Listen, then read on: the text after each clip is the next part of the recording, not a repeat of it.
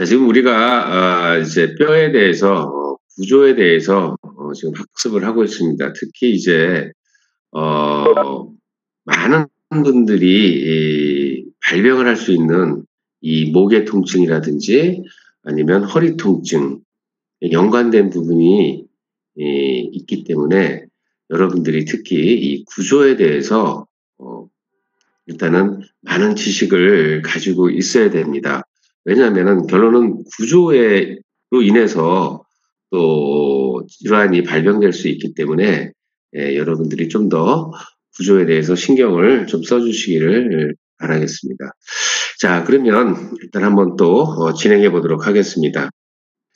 자, 우리 먼저 그 바디에 있는 척추뼈의 이제 몸통과 그다음에 이제 인터버테블라 디스크, 여러분들이 아는 디스크에 대해서 설명을 했습니다. 그다음에 이제 척추뼈 몸통 사이 관절에 대해서 세 개의 파트를 먼저 시간에 마쳤고, 이제 오늘은 페디클에 대해서 설명을 하겠습니다.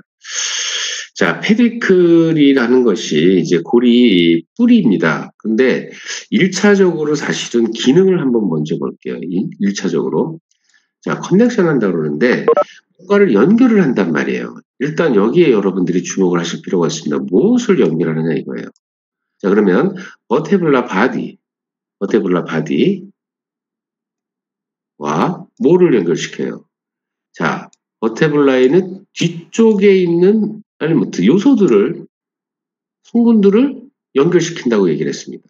자, 그러면 지금 여러분은 없지만 이 페디클이라는 것을 그림을 보시게 되면은 뭔가 이렇게 앞과 뒤를 연결하고 있어요. 아주 간단하게 말하면 앞에 있는 몸통과 뒤쪽에 있는 구조를 연결하는 교량 역할을 하고 있습니다. 자, 그러면 결론적으로 이 페디클이라는 것은 이렇게 연결시키면서 결론은 뭐겠어요? 뒤쪽에 있는 압박력을 앞쪽으로 보낼 수가 있다라는 얘기예요. 그래서 힘의 분산을 시킬 수 있는 중요한 구조가 되겠습니다. 그래서 여러분들 페디클 그래서 여기 보게 되면은 우리 뭐 여기 구조는 뭐 좀 더 뭐 짧고 뭐 두껍고 뭐 이렇게 표현이 되어 있습니다. 그래서 여러분들의 그 위치에 대해서는 여러분들의 그림을 통해서 한번 보시고, 그래서 뭐 이 위치를 여러분들이 뭐 다 외우시라는 건 아닙니다.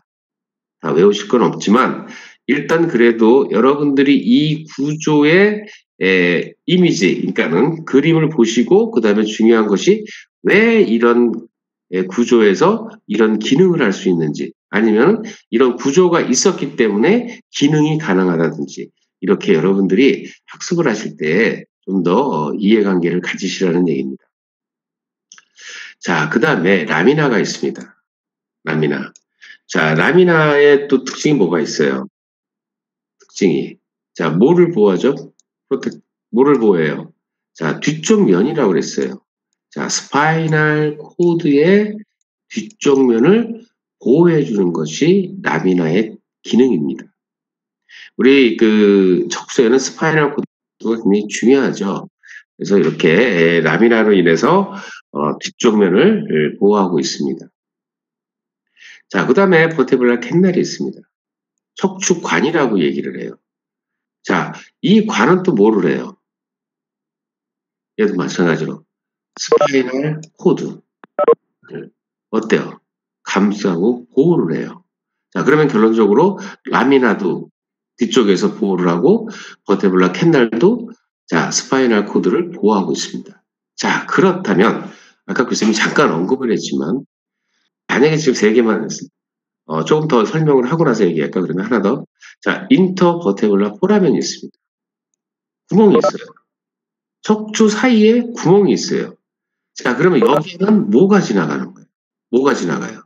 스파이널 러브 루트 뿌리들이 어디로부터 나와서? 캔달로부터 나와서 스파이널 코드의 루트들이 빠져나오는 구멍이 되겠습니다. 자, 그러면 여기는 스파이널 러브의 루트니까 이건 뭐가 되는 거야? 이제부터는 말초신경으로 빠져나오는 구멍이 되어버리는 거예요. 그러면 관에서는 지금 스파이널 코드예요. 중추죠. 중추에서 말초로 빠져나오는 스파이널 러브의 루트들이 구멍을 통해서 나온단 말이에요. 자, 그러면 아까 교수님이 구조를 잘 보라고 그랬습니다. 그러면 이 구조가 어떤 원인에 의해서 실질적으로는 도움을 주고 있는 거죠. 지금 스파이널 코드나 러브 루트에 대해서 구멍이 빠져나오게 구멍을 열어줬잖아요, 지금. 그런데 이것이 어떤 원인에 의해서 만약에 관이 좁아졌어요. 만약에 페디클이 플렉처가 됐어요. 자, 힘의 압박력을 분산할 능력이 없으니까 압박력을 굉장히 많이 받겠죠. 충격에 흡수를 할 수 있는 장치가 사라져 버리는 거예요, 지금. 또 하나, 라미나가 예를 들어서 골절이 됐습니다. 자, 그러면 스파이널 코드를 뒤쪽에서 보호할 수 있는 능력이 떨어져 버리는 거예요. 자, 척추관이 좁아졌습니다. 자, 척추관이 좁아지니까 뭐예요? 스파이널 코드를 압박시키겠죠. 누르겠죠. 그러니까는 결과적으로 또 그러면 공이 좁아졌어요. 자, 공이 좁아지다 보니까 또 스파이널 코드의 루트를 눌러요. 자, 이것이 바로 뭐겠어요? 심리학적 증상이 나타나겠죠. 그래서 버테브랄 캔날이라든지 아니면 공이 좁아져가지고 신경을 압박했을 때 나타나는 게 바로 뭐예요? 이런 말 있죠, 여러분들. 척추관 협착증. 그러니까 척추관의 어떤 원인에 의해서 관이 좁아져 버린 거예요. 우리 혈관도 좁아지죠. 동맥경화에서 만약에 좁아지게 되면은 뭐 출혈이 생길 수도 있고 경색이 생길 수도 있습니다. 인팍션이 올 수도 있어요. 자, 그렇듯이 이 척추에서도 척추관에 의해서 어떤 원인에 의해서 관이 좁아졌을 경우에 생기는 질환, 척추관 협착증. 그러니까 그러면 여러분들이 이제 척추관 협착증의 질환에 대해서 증상을 보게 되면은 이제 이런 말이 나옵니다. 자, 우선 먼저 한번 얘기를 해볼게요. 자, 척추관 협착증의 환자의 증상이 뭐냐면은 내가 만약에 100m의 버스 정류장이 있어서 걸어갈 때는 굉장히 아파요. 그런데 가다가 너무 통증이 심하니까 앉아서 구부리고 쉬었어요. 쉬었더니 통증이 좀 더 가라앉았습니다.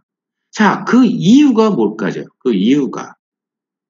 자, 섰을 때는 척추관이 허리 쪽에 로도시스가 가면서 관을 좁힌 거예요. 그러니까 척추 신경이 눌린 거죠. 그런데 앉아서 쉬니까 조금 더 공이 커지고 열었어요. 그러니까 실근경을 누르지 않은 거죠. 자, 이거는 여러분들이 이제 이 다음 단계에 여러분들이 배울 내용이지만 왜 지금 이렇게 간단히 설명을 하는 이유가 뭐냐면 바로 여러분들이 그런 내용을 이해하시기 위해서는 일단 구조와 기능을 먼저 잘 생각을 해보시라는 겁니다. 그럼 왜 척추관이 좁아지면 신경체 증상이 나타나는지 첫 번째 이유는 아시겠죠? 왜? 척추관이 스파이널 코드 척추신경을 보호하고 있단 말이에요. 감싸고 있잖아요, 지금. 감싼다는 말. 감싸면서 보호하고 있어요. 자, 그러면 그런 원인이 그래서 척추관 협착증이라는구나. 그러면은 이 척추관 협착증은 이런 것 있죠. 만약에 증상을 할 때 연령대를 구분하면 젊은 사람보다는 나이 드신 분들이 많이 이 척추관 협착증의 증상을 호소한다. 이렇게 나오면은 결론적으로 이 척추관도 혈관과 거의 유사하게 노화가 진행되면서 거기에 어떤 요인이 척추관을 좁게 만드는 어떤 요인들이 있었겠구나. 그래서 그런 요인들이 있었기 때문에 이런 증상을 하는구나. 그럼 여러분들이 그 다음에 또 알아야 될 내용이 뭐겠습니까? 그러면 나는 이분이 만약에 수술학적 처치를 안 하고 의학적 처치를 안 하고 만약에 재활을 통해서 수술을 안 한 수 있다면은 나는 어떤 운동 방법을 선택해 줄 것이냐. 이것이 바로 여러분들의 이제 운동 프로그램이 되겠죠. 그러면 가장 기본적인 운동 프로그램이 뭐가 되겠습니까? 서서 걸을 때는 아프시다 그러는데 앉아서 허리를 구부리시면은 증상이 좀 사라지는구나. 그러면은 익스텐션의 운동보다는 플렉션의 운동 쪽에 프로그램을 만들어 드려야 되겠구나. 이렇게 여러분들이 기초에서부터 결론은 뭐겠어요? 이런 질환에 대한 내용을 가지고 결론은 여러분들이 운동 프로그램을 만드시는 거죠. 그것이 또 하나의 여러분들이 발전할 수 있는 길이 뭐가 있겠습니까? 아, 이렇게 운동을 시켰더니 환자분들이 굉장히 만족도가 높아졌어요. 그러면 이 운동은 내가 조금 변형을 해서 내 나름대로의 이 맞춤형으로 이런 이 척추관 협착증들한테 운동을 시켰더니 너무나 좋은 반응이 있어요. 아, 그러면 이 운동 프로그램을 조금 더 널리 소개를 해야 되겠다. 그때 여러분들이 할 수 있는 일이 뭐가 있겠습니까? 연구를 하시고 거기에 따르는 보고서, 논문을 만드시는 거죠. 바로 이런 것들이 여러분들이 어떻게 보면 지금 2학년이시지만 기초를 여러분들이 아시면서 여러분들의 이렇게 학년이 올라갈수록 능력의 향상이 되시는 거겠죠. 자, 그래서 다시 한번 교수님이 이렇게 좀 서론이 길었지만 다시 한번 여러분들이 우선은 구조에 대해서 기능에 대해서 여러분들이 잘 학습을 해 놓으시라는 얘기입니다. 자, 트랜스버스 프로세스가 있습니다. 요거는 여러분들 말 그대로 이제 트랜스버스예요. 가로로 이렇게 돌기들이 돼 있습니다. 자, 가로로 돌기들이 돼 있으니까는 이거에 대한 것들은 주로 어떤 기능을 하겠습니까? 자, 여러분들이 이제 머스를 외우실 때 첫째, 머스를 외우실 때 아마 트랜스버스 프로세스, 스피너 프로세스 이런 기시점, 정지점에 대한 얘기가 아마 나올 겁니다. 자, 대표적으로 여러분들이 지금 만약에 리베이터라는 머스를 만약에 알게 되면은 부착점이 어디예요? 트랜스버스 프로세스라고 얘기를 합니다. 자, 또 하나, 어퍼 트라페지우스라는 머슬의 정지점을 보게 되면 스피노 프로세스라는 말이 나옵니다. 자, 이렇게 근육의 부착 부위가 되겠습니다. 그 다음에 또 여러분들이 알아야 될 게 뭐냐면 리가멘트의 부착점, 그 다음에 또 뭐가 립이 붙는 부착점이 되겠습니다. 자, 이런 뼈들의 자, 그 다음에 이제 먼저가 이제 코스탈 파셋이라고 했어요. 갈비면이에요, 갈비면. 갈비면. 자, 그러니까 뭐예요, 갈비면이니까는. 자, 리베. 자, 리베. 들이 부착하는 이렇게 해서 조인트를 만드는 그런 갈비면이 갈비를 받아들일 수 있는 면 이렇게 생각하시면 되죠. 자, 코스탈 파셋 여기는 어디에 이건 바디에 붙었고 여기는 트랜스버스 프로세스에 서 갈비를 받아들일 수 있는 면이 있다라는 거. 그렇게 이해하시면 되겠죠.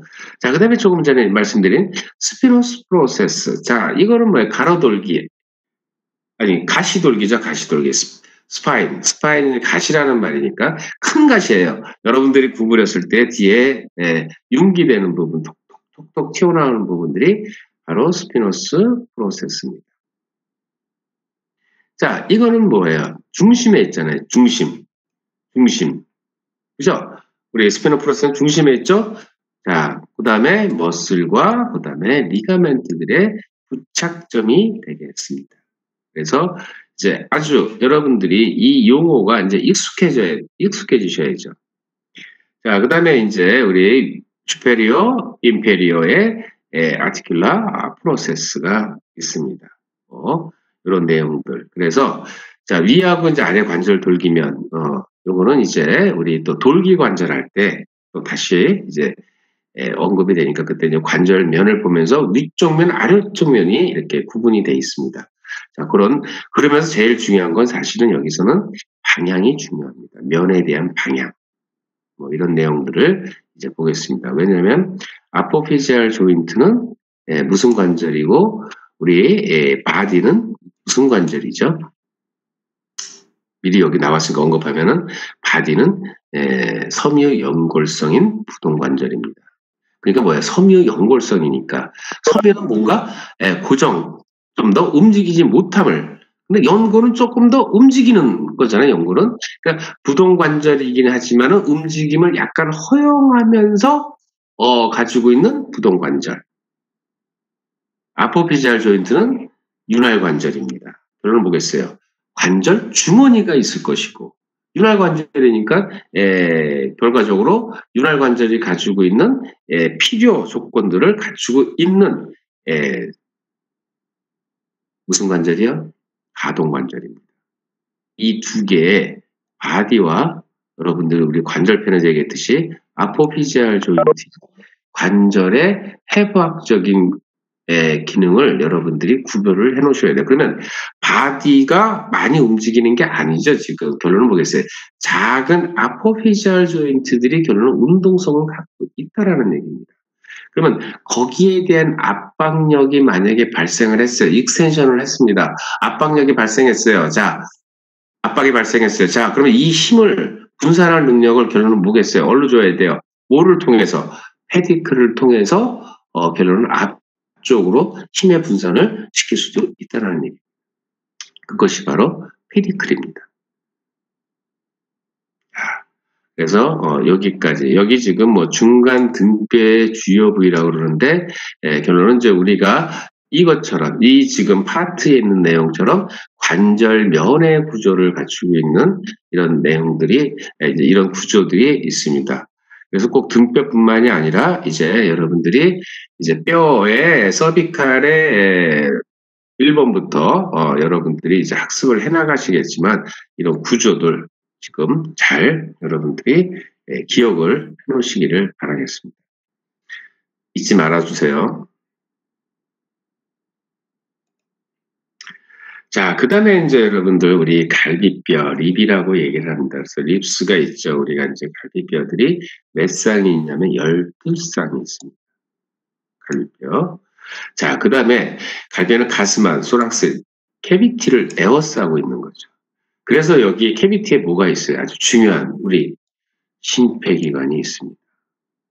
그래서 여러분들 왜 운전할 때 에어백이 있는 이유가 바로 뭐가 있겠습니까?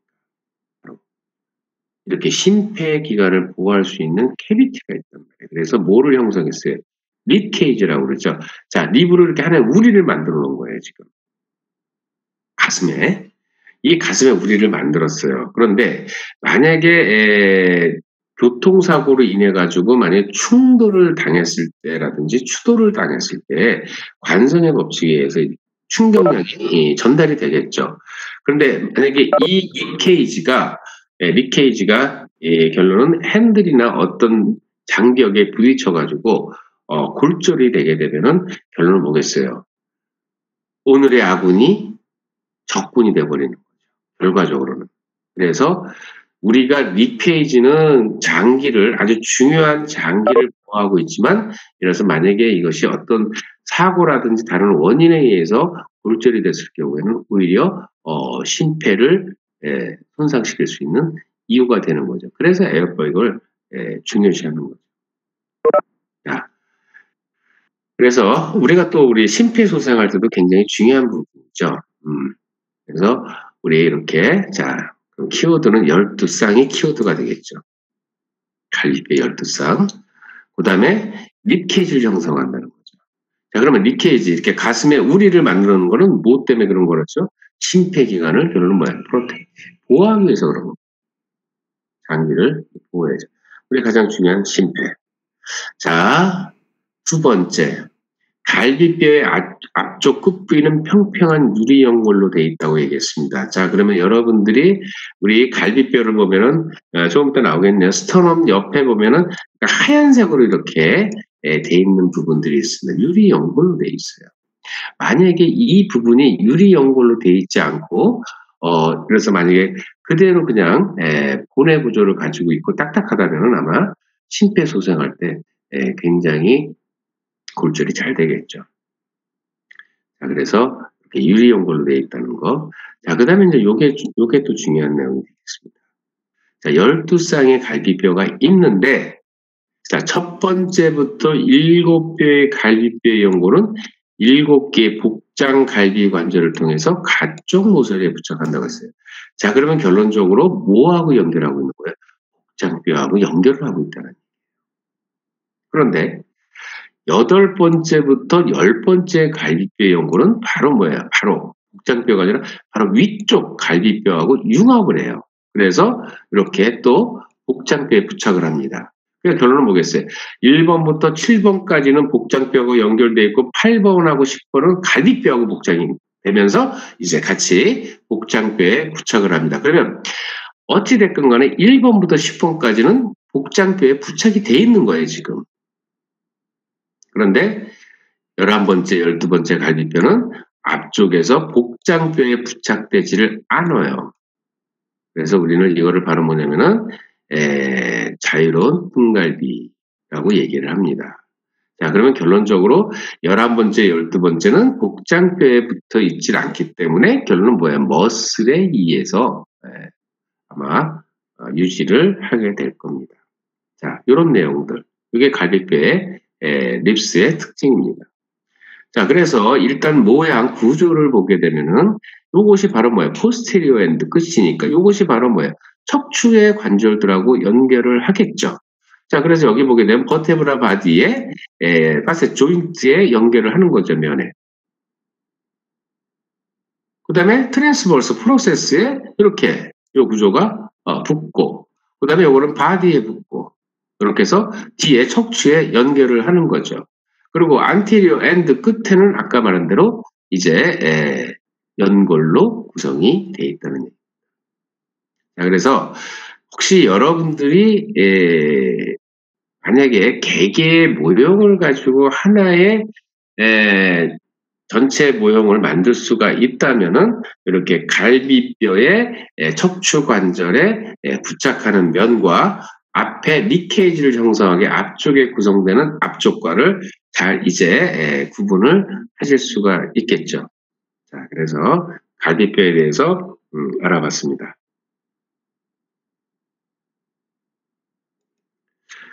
자, 그 다음에 이제 스터넘입니다. 스터넘. 자, 우리 또 어깨 관절 할 때도 스터넘이 나왔지만, 자, 다시 한번 확인하겠습니다.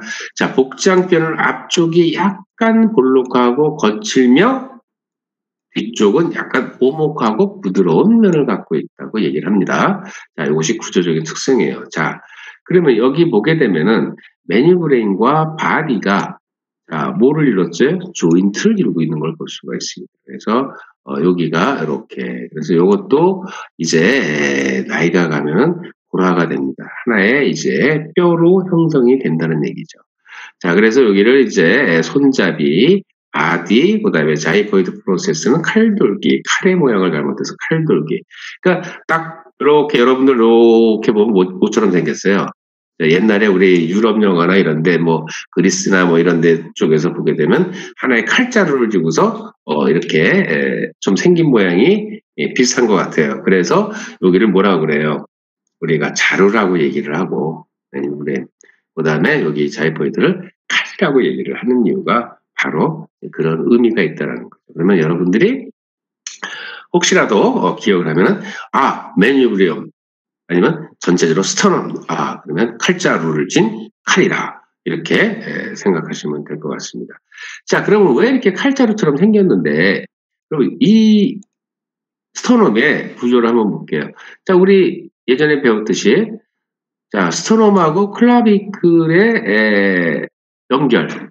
요거는 지금 이제 머슬입니다. 요거는 이제 머슬들의 부착점인데, 자, 우리 이제 머슬 공부하실 때 이제 스터넘의 SCM 머슬, 앞쪽에 있는 SCM 머슬의 부착점이 될 수 있는 게 하나가 있고, 자, 지금은 이제 머슬보다는 이제 우리 관절 쪽을 봐야 되니까, 자, 클라비클의 파셋. 그럼 결론은 뭐겠어요?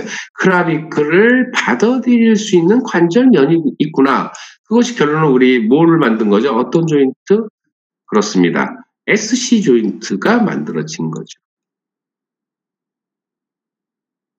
그래서 여기는 뭐로 되어 있다고 그랬어요? 예, 그렇습니다. 새들 조인트의 면의 형태를 갖고 있다고 얘기를 했습니다.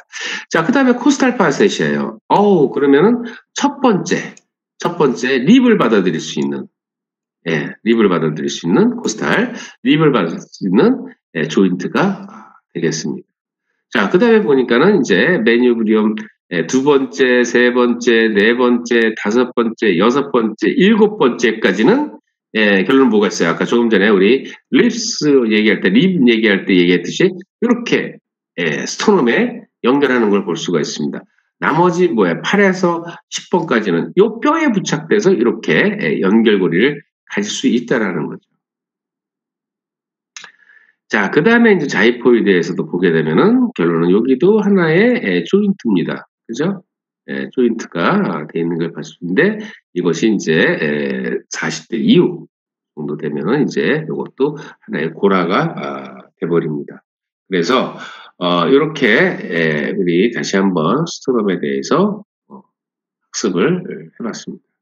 자, 아까 말한 대로 이렇게 첫 번째 이렇게 되는 걸 볼 수가 있습니다. 지금.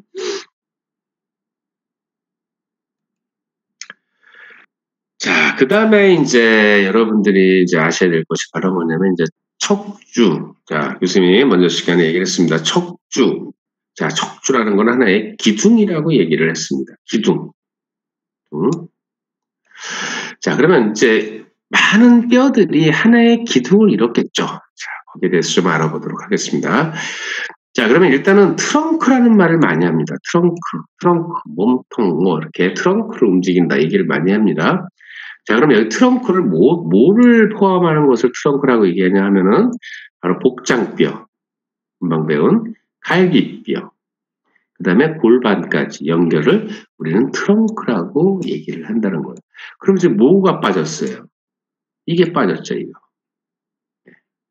빠졌죠? 그렇죠? 그래서 근데 뭐가 빠졌어요? 우리 아펜디큘러 팔이 빠졌어요. 그러면 우리 트렁크는 뭐예요? 아, 여기서부터 여기까지를 트렁크라고 그러구나 얘기를 합니다.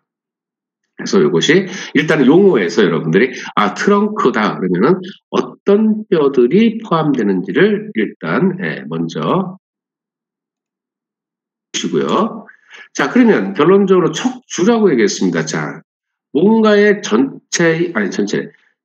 뭔가의 그 하나의 기둥을 만들었을 때 이제 몇 개? 분절들이 33개입니다. 자, 척추뼈의 분절입니다. 자, 분절은 이렇게 교수님이 이렇게 슬러시를 하면 이게 다 분절이 되는 거죠, 지금. 네. 저는 목뼈는 7개, 등뼈는 12개, 허리뼈는 5개, 엉치뼈는 4개, 꼬리뼈는 4개. 그런데 요거는 이제 성인이 되면 하나로 융합이 되고 요것도 성인이 되면 하나로 융합이 돼 버립니다. 붙어버린다는 얘기예요. 그래서 이제 몇 개가 있는 게 2개가 빠지니까 31개의 성인이 되면 31개의 뼈로도 얘기를 합니다.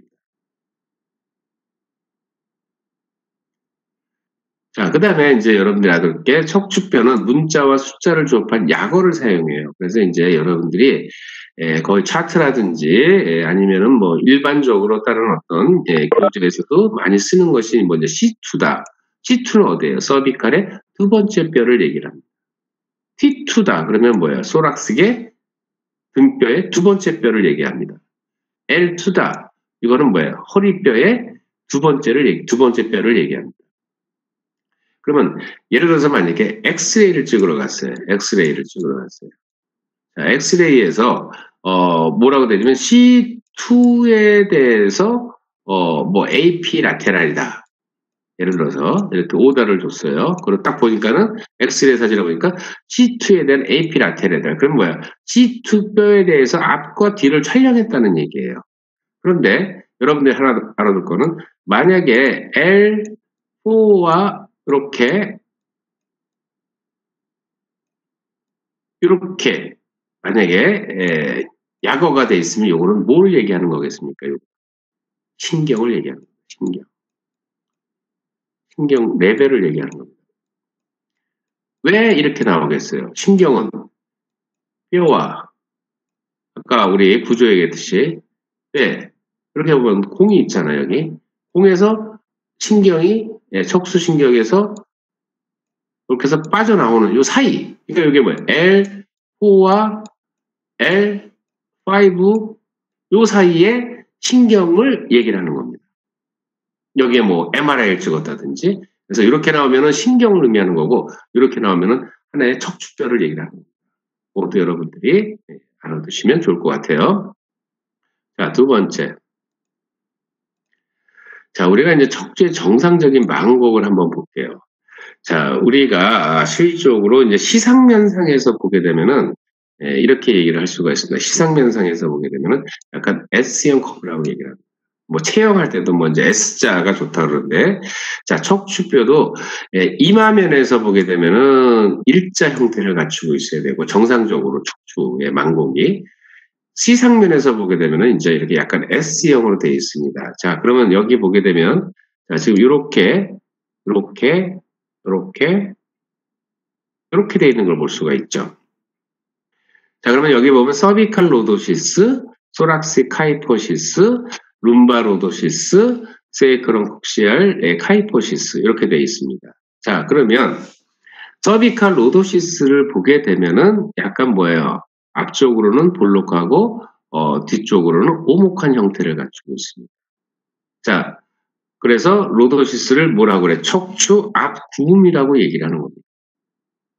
그러면 카이포시스는 그 반대겠죠. 척추 뒤 구음이라고 얘기를 합니다.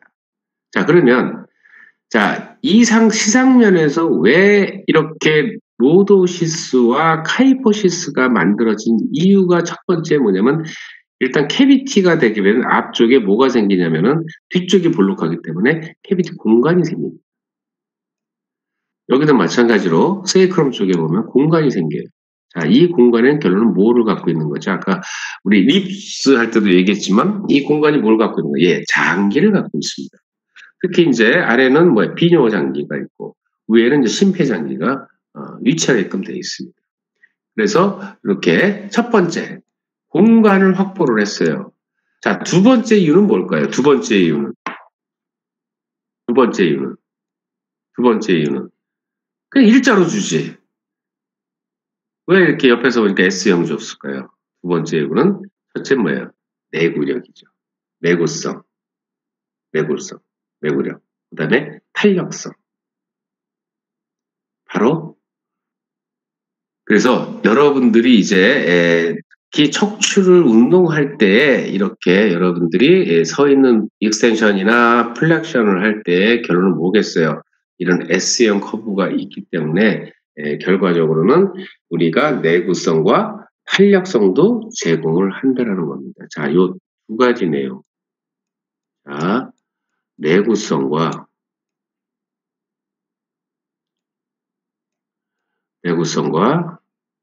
탄력성. 뭐가요?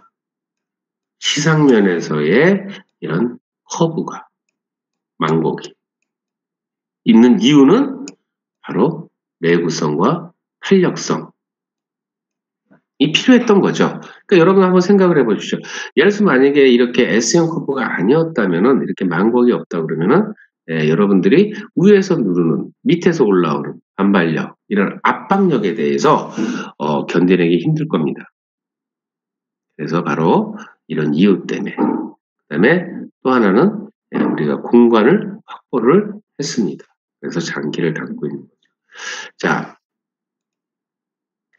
지금은 여기서는 각도 얘기는 하지 않겠습니다만은 이렇게 첫 번째는 이렇게 척추의 정상적인 망곡이 있다는 거 여러분들이 잘 알아두시길 바랍니다. 자, 서비칼과 룸바의 로도시스, 소락스의 카이포시스, 그 다음에 세이크롬 쪽의 카이포시스. 그래서 망곡. 그래서 자 여기 보게 되면은 우리가 익스텐션을 하게 되면 어떻게 돼요? 로도시스가 증가를 하게 됩니다. 상대적으로 뭐예요? 카이포시스는 감소를 하는 걸 볼 수가 있어요. 자, 플렉션을 하게 되면 로도시스가 감소하는 경향을 보이고 있고 카이포시스는 약간 증가하는 경향을 보이고 있습니다. 자, 그래서 이제 여러분들이 가장 기초적인 내용이지만 자, 그러면 이제 결론적으로 여기서 크게는 로도시스가 증가한다고 얘기를 했습니다. 자, 로도시스가 증가한다는 얘기는 어디에 많은 압박을 주어지겠습니까? 그렇죠. 뒤쪽이겠죠. 플렉션을 하게 되면 앞쪽에 압박력이 증가를 하게 됩니다. 그러면 결론적으로 이렇게 여러분들이 시상면상에서 플렉션과 익스텐션을 할 때 바로 이런 척추의 움직임에 의해서 결론은 이제 압박이라는 것을 생각을 하셔야 됩니다. 그래서 어느 자세에서 압박력이 증가할 것이냐. 물론 이제 이거는 세세하게 이제 들어갈 겁니다. 관절하게 들어가면은 다시 이제 언급을 하겠지만, 그래서 지금 익스텐션 할 때 로도시스가 증가, 하게 되면 여기에 역학적인 구조가 있겠죠. 아까 말한 대로 공을 좁힐 것이냐, 공이 넓어질 것이냐. 이렇게 익스텐션 했을 때. 이것이 이제 조금 더 간절하게 해서 언급을 하도록 하겠습니다. 자, 우선은 여러분들이 다시 이제 망곡에 대한 부분을 여러분들이 아시면 될 것 같습니다. 자, 그러면 다음을 넘어가기 전에 이 내용을 한번 여러분들이 좀 다뤄야 될 것 같아요. 자, 어떤 내용이겠습니까? 그냥 넘어가긴 좀 서운합니다. 왜 서운하냐면, 자, 그러면 우리 학생이 질문을 했습니다. 교수님. 그러면 정상적인 척추의 망곡은 폐하 때도 가능한가요? 라고 질문을 했습니다. 폐하 때도 정상적인 망곡을 유지하고 있나요? 라고 첫 번째 질문을 했어요. 자, 그 답변은 뭐로 이어지겠습니까? 아니면 교수님, 이 정상적인 망곡은 언제 만들어지나요? 궁금하지 않으세요? 자, 그러면 첫째 질문에 대한 답변이 뭐겠습니까? 폐하 때는 어떤 형태를 가지고 있겠어요? 자, 자궁이 있으면 우리 어제 시간에 얘기했습니다. 위치와 방향에 대한 용어를 설명을 했어요. 자, 그러면 태아 때는 이 좁은 공간이니까는 아무래도 이렇게 C형 커브를 가지고 있었을 겁니다.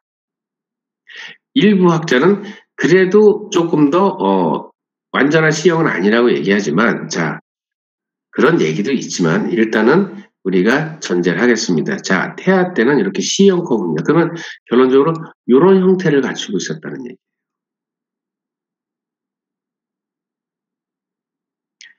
자, 그러면 두 번째,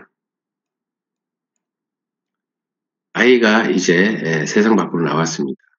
자, 세상 밖으로 나왔는데 인간이 가장 해야 될 일 중에 하나가 바로 뭐겠습니까? 직립이죠, 직립. 자, 직립보행을 해야 됩니다. 두 발을 가지고 걸어야 돼요. 그럼 결론적으로 스탠딩을 해야 된다는 얘기예요. 그것이 얼마 걸리죠? 거의 1년 걸리죠. 1년. 뭐 짧게는 9개월에 걷는 아이도 있지만, 자, 거의 이제 1년 정도를 예상을 하고 일단 준비 과정을 합니다. 그 과정에서 이때 로도시스가 만들어진다는 얘기입니다. 자, 그러면 이 서비칼의 로도시스가 먼저 만들어질까요? 아니면은 이 룸바에 있는 로도시스가 먼저 만들어질까요? 라고 만약에 질문한다면은 일단은 목 쪽에 있는 서비칼의 로도시스가 먼저 만들어집니다. 자, 그러면 두 번째, 언제 만들어질까요? 자, 언제 만들어지냐면은 첫째, 이 로도시스에 만들어지는 과정을 이해하시려면은 정상 운동 발달을 이해를 하셔야 됩니다. 뭐에 대한 정상 운동 발달이죠? 신생아에 대한 정상 운동 발달입니다. 자, 그러면 아이가 첫 번째 이제 세상 밖으로 나오게 되면은 바로 누운 자세, 우리 바로 누운 자세를 수파인 자세라고 합니다. 수파인 자세라고 그래요. 자, 그 다음에 아이가 이제 누워서 이제 바둥바둥 합니다. 자, 팔다리 움직이고 막 움직여요. 그냥 막 몸부림을 쳐요. 자, 그런 다음에 어느 순간에 뭐냐면 엎드린 자세가 만들어집니다. 프론 자세가 만들어져요. PROA. 자, 엎드려 누운 자세가 만들어져요. 자, 그러면 아이가 태어나서 바둥바둥거리면서 어떤 리플렉스, 어떤 자극에 반응하는 거는 뭐예요? 정상인 거를 신호입니다. 자, 그런데 이 개월수까지는 이제 여러분들이 정상운동 발달을 봐야 되지만 보통 2개월까지는 리플렉스에 대해서 가장 움직이다가 아이가 이제 이 브레인 통합, 그러니까 브레인스템 쪽에서의 이제 스파이럴 코드를 통합시켜서 브레인스템 쪽에서 이제 얘기를 하게 되면 지금 뭐 교수님 시간에 브레인스템까지는 몰라도 됩니다. 그냥 교수님이 이해를 설명하는 거니까. 자, 그러면 결론은 뇌 발달이 되면서 물론 이제 프론 자세에서 아이들이 뭐를 하게 되냐면 엎드려 누운 자세에서 가장 할 수 있는 게 뭐냐면 목을 드는 겁니다. 자, 목을 들어요. 이거는 중력에 대항해서 굉장한 거예요. 아이가. 자, 아이가 목을 들어요. 누운 자세에서. 목을. 자, 이렇게 누운 자세가 엎드린 자세죠. 엎드린 자세. 엎드린 자세에서 자, 코를 굴려도 코가 안 그려져요. 자, 엎드린 자세에서 이렇게 목을 이렇게 듭니다. 자, 이거는 잘못 그림 잘못 그리면 여러분들 이해 잘못하실 것 같아요. 자, 이 상태에서 바로 이거를 보시면 돼요. 이게 엎드려 누운 자세라고 그러면은 바로 이렇게 고개를 젖히죠. 자, 고개를 젖히게 되면은 이때 무슨 근이 발달하냐면은 이 4개의 익스텐서 머슬들이 발달을 하게 됩니다. 자, 4개 익스텐서 머슬들이 발달하니까 결론은 뭐겠어요? 뒤로 이렇게 젖혀지게 되는 거죠. 이때 만들어지는 것이 바로 서비칼의 로드.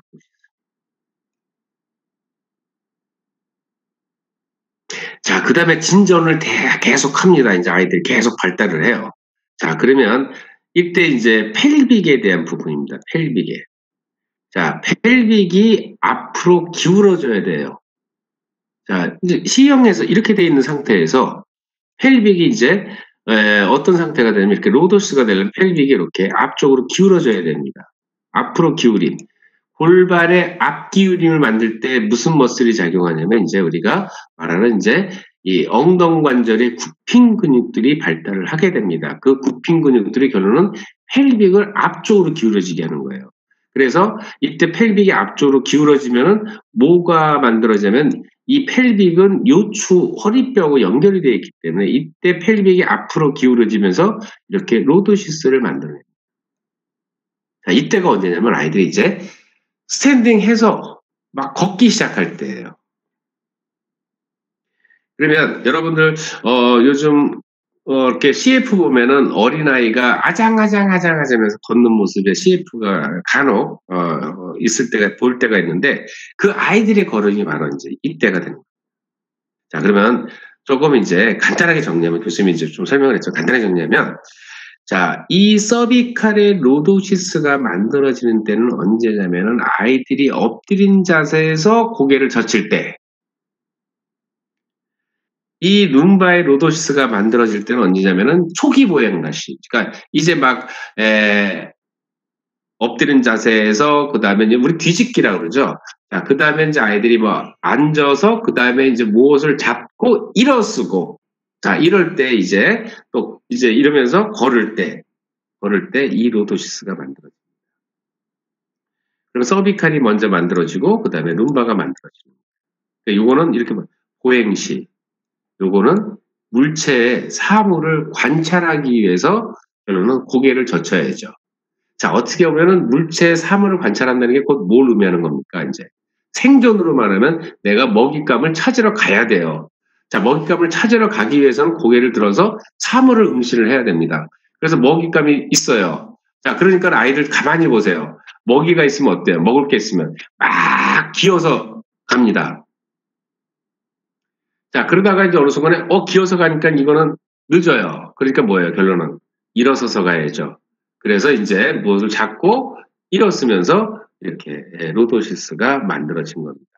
그러면 결론적으로 이제 예를 들어서 만약에 이렇게 C형의 물체를 자, 이렇게 이제 S형으로 만들었어요. 그러니까 아까 만들어 캐비티가 생겼어요. 공간이 생겼어요.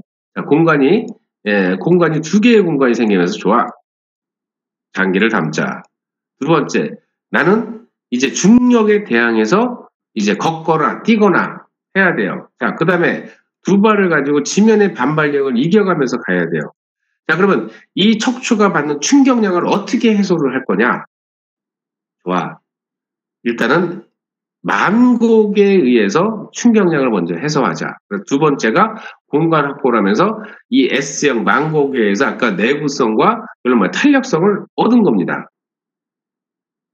그 다음에 이제 여러분들이 아까 구조에서 디스크를 이렇게 껴두는 것이 바로 이제 이런 압박에 대해서 우리가 조금 더 분산을 시켜야 되겠다. 그래서 결과적으로 우리가 위에서부터의 압박력을 이때 하지지에 전달할 때, 특히 엉덩관절까지 전달할 때 많은 힘을 빼는 거예요.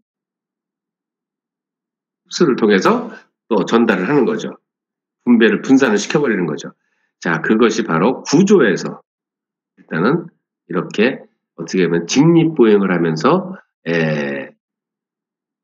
얻을 수 있는 효과를 만들어낸 것이 바로 망곡의 형태라고 보시면 될 것 같습니다.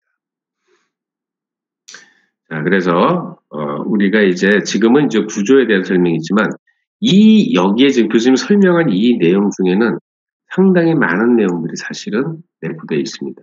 그거를 이제 하나하나 사실은 이제 하나하나 이제 우리가 분석을 해볼 필요가 있다는 거죠. 그러니까 허리가 아파서 만약에 오셨다 그러면은 하나의 요인이 아닐 수도 있다라는 거예요. 그래서 여러분들이 이제 허리에 관한 아니면 척추에 관한 질환, 뭐 척추압 전이증이라든지, 그다음에 뭐 지금 척추가 협착증이라든지, 아니면 추간판 탈출증, 디스크가 탈출증이라든지, 아니면 나중에 나오겠지만 이제 파셋 조인트 신드롬이라든지 각종 이런 질환들이 이제 내포되어 있는 거예요, 지금 이 구조 속에는. 그래서 결론은 우리가 이렇게 정상적인 망곡을 잘 유지를 해야만 결론은 여러분들이 손상을 당하지 않는다는 얘기가 될 수도 있겠죠. 자, 여기까지 일단은 망곡에 대해서 설명을 좀 마치고요. 자, 그 다음에 이제 두 번째 중요한 것이 바로 뭐냐면은, 자, 아까 교수님이 그래비티를 얘기를 했습니다. 자, 그러면 우리가 이제 SM 컵을 이렇게 만들었어요. 자, 이렇게 만들었어요. 자, 그러면 우리가 결론은 중력의 영향을 받고 있다라는 의미를 가지고 있으셔야죠. 자, 그래서 이 신체를 통과하는 중력선, 라인 오브 그라비티, LOG.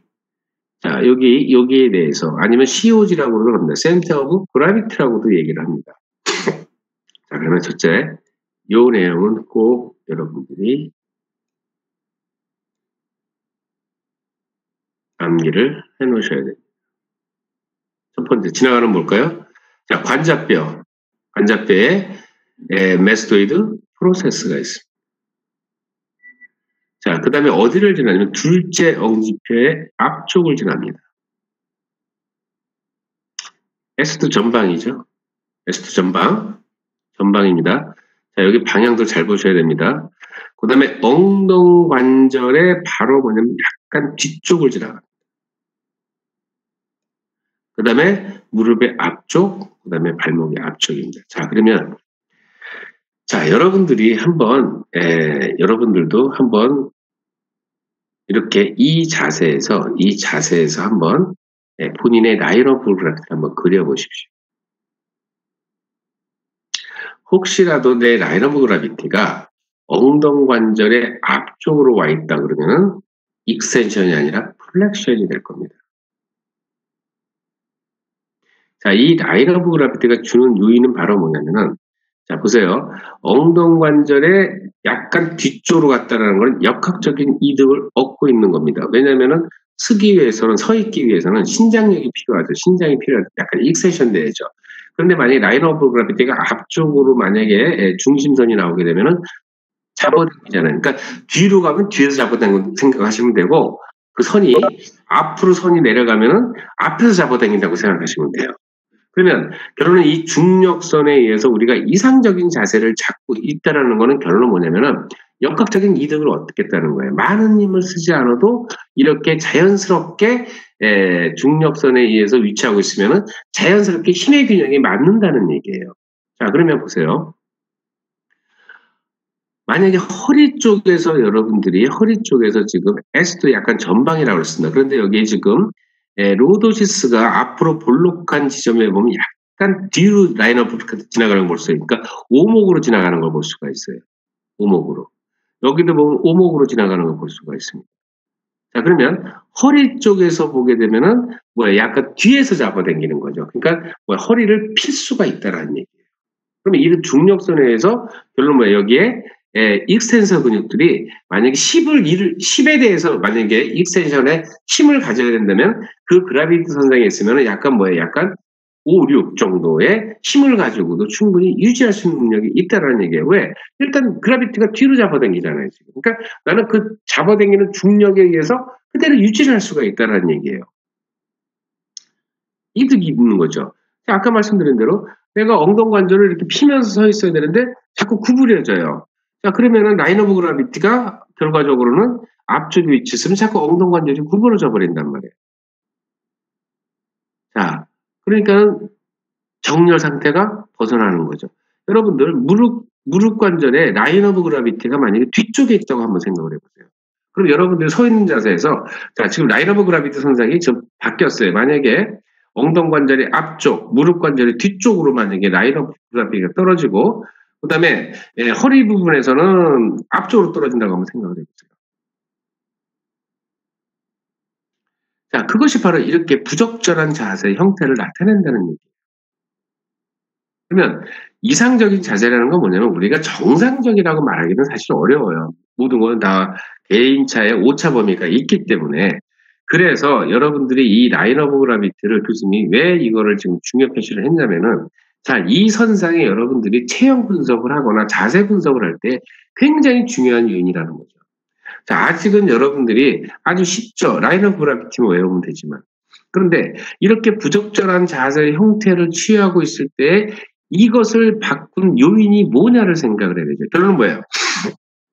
중력에 대항해서 내가 이 자세를 만들 수가 없다 보니까 근육의 불균형으로 인해서 이렇게 자세가 변경이 된 거예요, 지금.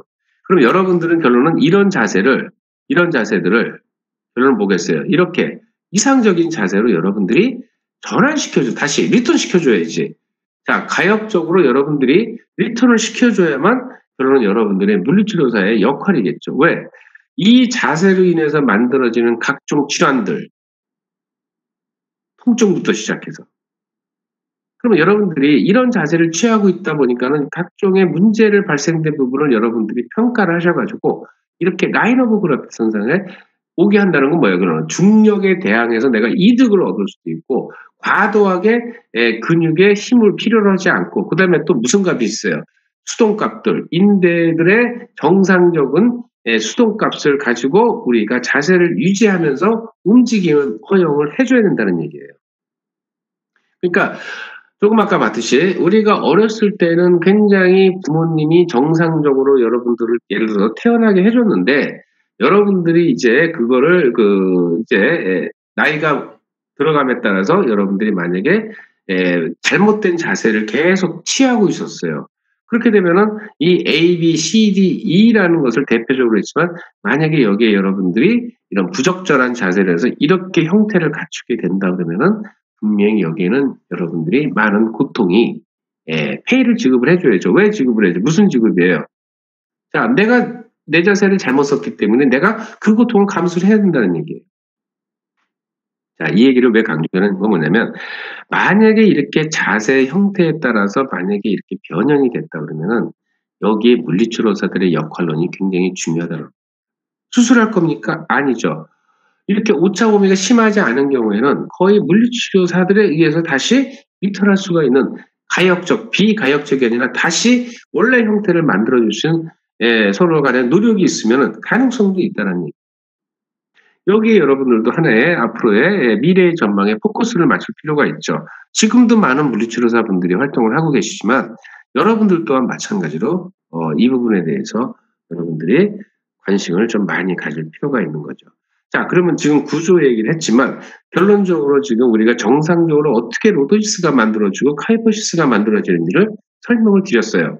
자, 그 다음에 라인 오브 그라비티에 대해서 설명을 했어요. 자, 그러면 자, 우리가 여기 보게 되면은, 자, 그러면 결론적으로 라인 오브 그래비티 선상에서 이렇게 우리가 이득을 얻을 수가 있었는데, 결론은 이 공간적인 관계를 변화시킬 수 있는 요인들이 있다라는 거. 자, 그 요인들을 한번 볼까요?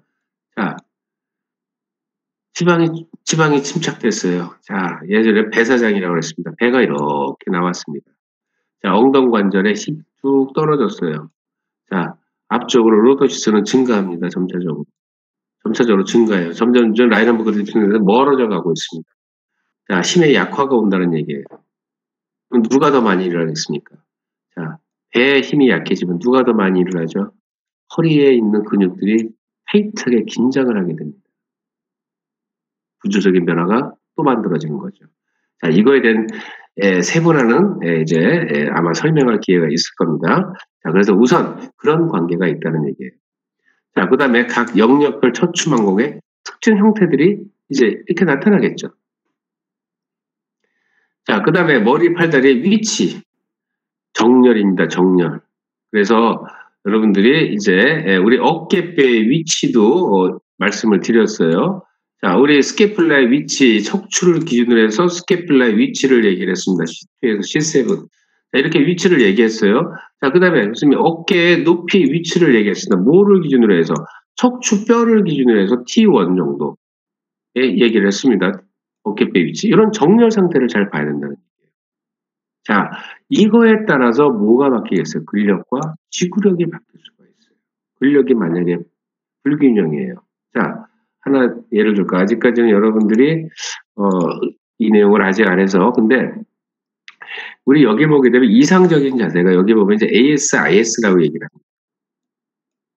이거는 이제 엉덩관절에서 다시 또 설명을 할 테니까 자, ASIS 자, 안테리어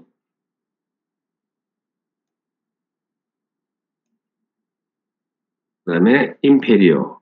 자, 그래서 우리가 일리악 스파인이라고 그러는데, 자, 여기 보게 되면 펠빅을 기준해서, 자, 앞쪽과, 그러면 ASIS 보니까 앞쪽과 뒤쪽으로 하겠습니다. 우선, 앞쪽과 뒤쪽의 선이 이렇게 기울기를 가지고 있는 게 펠빅의 기울기입니다. 이건 지금 펠빅의 기울기를 나타내는 건데, 자, 여기를 보게 되면 펠빅의 기울기에 따라서 앞쪽이 더 내려앉았고 올라갔어요. 자, 이렇게 되니까 뭐가 변하죠? 지금 이 그림에 여러분들 허리를 보세요. 허리. 그 다음에 카이포시스. 한번 유심히 보세요. 그림은 좀 작지만 그 다음에 라인 오브 그라비 떨어지는 선상을 보십시오. 가볍게 보세요. 너무 이게 뭐야 그러지 마시고 이 이상적인 자세에서 라인 오브 그라비티가 어떻게 떨어지면서 증가하는지를. 자, 카이포시스가 여기 부적절한 자세니까 자, 여기 뭐야 카이포시스 그러니까 로도시스가 증가하잖아요. 배가 이렇게 나왔어요. 로도시스가 증가해요. 약화되어 있는 거예요 지금. 그러니까 배가 약하니까 뭐야 허리가 더 강하게 수축력을 가지고 있는 것이에요. 여기는 보니까는 로도시스가 증가되고 또 카이포시스가 증가되는 경우를 볼 수가 있고 여기는 뭐 로도시스가 엄청나게 증가돼 있죠. 그 다음에 이렇게 카이포시스가. 자, 이런 것들이 이제 자세로 인한 변화가 이렇게 이제 라인업을 변한 걸 볼 수가 있어요. 그러면 왜 지금 이 설명을 드리냐면 여러분들이 실질적으로 이제 아까 말한 대로 가역성을 가지려면은 이 내용의 공부가 중요할 수가 있습니다. 이 내용의 공부. 왜? 일단 근력이나 지구력이 지금 여기 써 있지만 실제로 여러분들이 어떤 근육들 간의 균형을 맞춰줄 것이냐를 찾아내는 것이 가장 관건이라는 거죠. 그 다음에 근력을 만들어줄 건지, 그 다음에 지구력을 만들어줄 건지. 이렇게 이제 결정을 하셔야죠. 그래서 우리가 예를 들어서 이런 체형에 따라서 이런 체형에 따라서 변화되는 값들을 분석을 하실 때 이 체형 분석은 실질적으로 사실은 요즘에는 엑스레이 사진만 넣으면 다 읽어줍니다. 다 읽어줘요. 각도 다 제시해주고 다 제시해서 결과물을 줍니다. 중요한 건 뭐겠어요? 그럼 이렇게 만든 힘의 요인들이 누구냐를 봤을 때 그것이 어떻게 보면 여러분들의 지식이죠. 그런 근육들을 잘 찾아줘야. 왜? 그런 근육들을 잘 찾아줘야 그 다음에 뭐야 이제 운동 방법을 하실 거 아니에요. 어떤 도구를 이용하시든 맨손으로 하시든 뭐 중력을 이용하시든 그래서 요거하죠. 이렇게 찾아가야 되는 과정. 그래서 교수님이 여기 이제 근력과 지구력이지만은 하나 더 이거는 이제 개인적으로 여러분들 부탁드리는 거예요. 여러분들이 이제 앞으로 근육도 배우고 다 하시는데 이렇게 근육들 간의 조화로운 조합을 잘 만들어서 그거를 먼저 잘 평가를 하셔야만 그 다음에 여러분들의 처치가 그러면 좋은 결과를 날 수 있다는 겁니다. 그 다음에 또 찾아야 되는 게 뭐냐면 결합 조직들의 신장성. 자, 이 척추 분절들을 초기에 잡아주고 있는 것이 누구겠습니까? 이걸 잡아주고 있는 거지. 자, 아까 33개라고 그랬어요. 아까 융합이 되면 31개의 뼈들이 이렇게 쭉 지금 나열 이렇게 쭉 탑을 쌓고 있는데 이거를 첫째에 잡아주고 있는 것이 누구겠어요? 바로 결합 조직들입니다. 결합 조직. 그런데 지금 결합 조직들은 이렇게 망곡에 따라서 위치하고 있을 때는 역할론이 있었겠죠. 망곡들이 이렇게 위치하고 있을 때는. 이렇게 지금 망곡들이 이렇게 있을 때는 자, 한번 자, 이렇게 망곡이 되면은 여기는 아마 이제 결합 조직들이 신장력을 가지면서 유지를 하고 있었을 거라는 얘기예요. 그래서 더 이상 나가지 못하게 뼈들을. 여기도 마찬가지로 더 이상 뒤로 뼈가 나가지 못도록. 왜? 쉬워. 앞으로 뒤로 전이를 만들지 못하도록 단단하게 결합을 하고 있을 겁니다. 뭐로 인해서? 신장성으로 인해서. 그런데 한번 여기를 보세요. 여기 만약에 조금 더 강하게 카이포시스가 증가됐어요. 자, 로도시스가 증가됐어요. 그럼 앞쪽에 여기는 신장력을 잃어가겠죠. 여기도 신장력을 잃어가겠죠. 그럼 어떻게 되겠어요? 뼈가 이제 어긋나 버린다는 얘기예요. 이제 그렇게 되면은 여기 뭐가 지나가요? 신경이 지나간단 말이에요. 혈관하고. 이런 것들이 바로 이제 나타날 수 있는 질환이라는 거예요. 그래서 이제 뒤에는 이제 인대에 대해서 알아보겠지만 그래서 이런 내용들. 그래서 왜 이런 자세들에 의해서 이제 결합 조직들이 바뀔 것이고 두 번째는 근육 간의 불균형이 올 거라는 얘기예요. 이런 내용들이 여러분들이 이제 좀 더 자세를 분석하시면서 근육까지 분석할 수 있으셔야 됩니다. 자, 신체에 지탱되는 부하의 위치 및 크기가 당연히 변화 요인이 되겠죠. 자, 그래서 자, 이런 내용들 변화시키는 요인들 알아두시고요. 그러면 결론적으로 지금 이제 우리가 교과서적으로 이제 교수님이 지방 침착이다 뭐 이렇게 얘기를 했어요. 다시 정리하자면은 자, 일단은 만약에 여러분들 고객이 여러분을 찾아왔습니다. 자, 일단은 여러분들 눈으로 보는 체형이 보이겠죠. 자, 그 다음에 이제 뭐예요? 과학적으로 분석을 하면 돼요. 뭐로? 장비로. 자, 장비로 분석을 했습니다. 허리가 아파서 오신 분이에요. 분석을 했어요. 자, 이 자세에서 해당될 수도 있지만 아닐 수도 있습니다. 그래서 그 요인들을 이제 찾아보는 거예요. 허리를 아프게 한 요인이 뭘까? 자, 그랬더니 이제 치료사의 입장에서는 아, 이런 근육간의 불균형으로 인해서 또 결합 조직들의 손상이 있었겠구나를 보시면 되죠. 그래서 아까 말씀드린 대로 여러분들이 운동의 방법을 사용하셔가지고 결론은 이렇게 아이디어란 자세로 여러분들이 다시 돌아올 수 있게 만들어 주시면 되는 거죠. 자,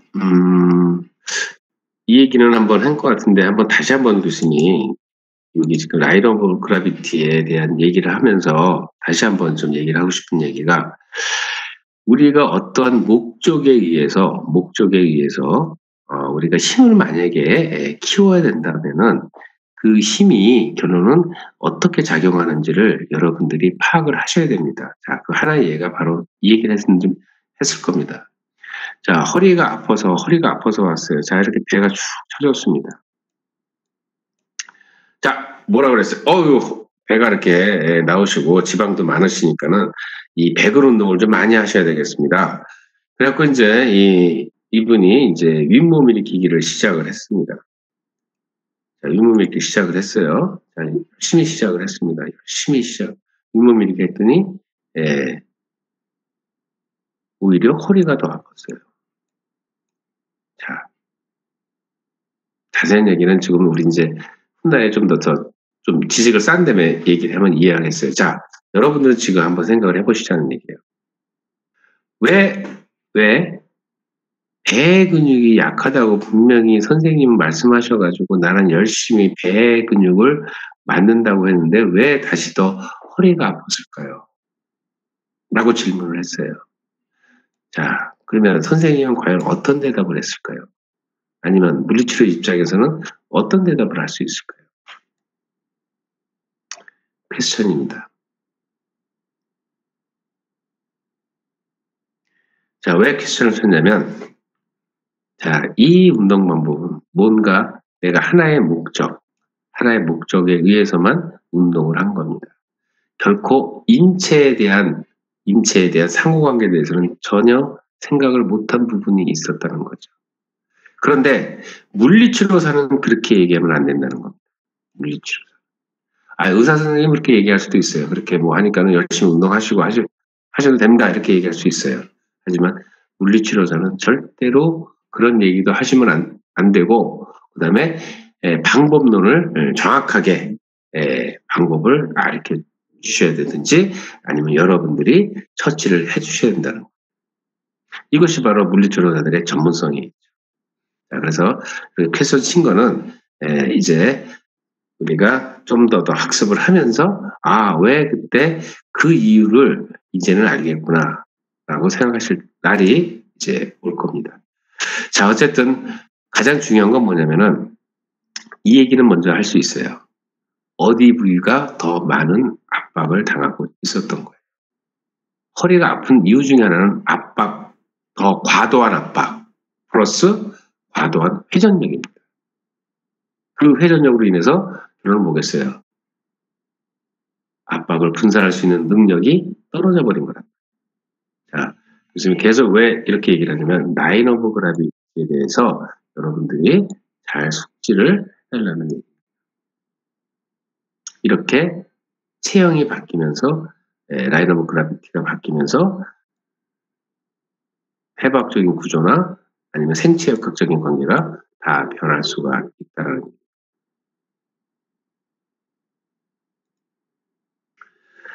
자, 그 다음에 이제 나올 수 있는 게 척추의 인대들의 얘기입니다.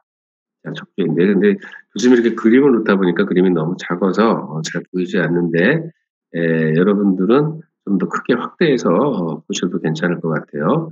자, 그러면 일단 척추의 인대들이 1차적으로 뭐예요? 척추를 지지를 해줘야 된다는 얘기예요. 지지. 자, 아까 교수님이 얘기했습니다. 1차의 선이 뭐겠습니까, 지금?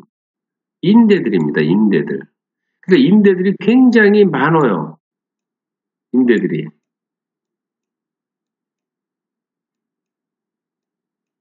자, 그러면 첫 번째 인대에 대한 기능을 볼게요. 첫 번째는 운동을 제한하는 거죠. 자, 인대들이 운동을 제한하게 됩니다. 어떤 운동을 제한하는 거예요? 쉽게 말하면은 불필요한 운동을 제한하는, 내가 만약에 플렉션을 해야 된다. 그러면 너무 많은 운동 범위를 허용하지 않도록 끝지점을 만들어줘야 된다는 거죠. 그러니까 유연성이 있다. 이거는 인대가 너무 늘어나 있는 경우가 될 수도 있는 거죠. 그래서 여러분들이 뭐를 중요시해야 돼요? 우리가 각도를 중요시 생각을 하셔야 돼요. 각도. 그래서 각도를 여러분들이 앞으로 가시면 잘 측정을 할 수 있도록. 왜냐? 이 정상적인 운동 범위 허용 각도가 몇 도냐를 일단 정상적인 운동 각도를 알고 계셔야죠. 그것이 못 미친다든지 아니면 너무 각도가 너무 벌어진다든지 하게 되면은 뭔가 인대의 문제를 의심해 볼 수가 있다라는 거. 자, 그다음에 척추의 만곡을 유지를 해줘야죠. 그만대로. 그래서 이것도 마찬가지죠. 그러면 로도시스의 각도가 얼마냐, 서비칼의 룸바의 로도시스 각도가 얼마냐. 물론 연구자마다의 차이는 있지만 대략 오차 범위 내에 들어오는 범위 내에서 유지를 하고 있는지도 여러분들이 알고 있어야죠. 자, 척추의 안정화. 자, 척추가 당연히 여기 지금 아까 우리 구조에서 봤듯이 자, 척추관이라든지 이런 구조물들을 안정화시키는 게 바로 누구겠어요? 인대들이잖아요. 자, 뭐를 보여야 돼요? 척추가 이렇게 안정화되기 위해서. 바로 이거죠. 자, 그러면 역으로 따질게요. 역으로 이런 기능을 갖고 있는 인대들이 손상을 입었으면. 자, 결론은 뭐야? 결론은 자기의 기능을 제대로 하지 못한다면.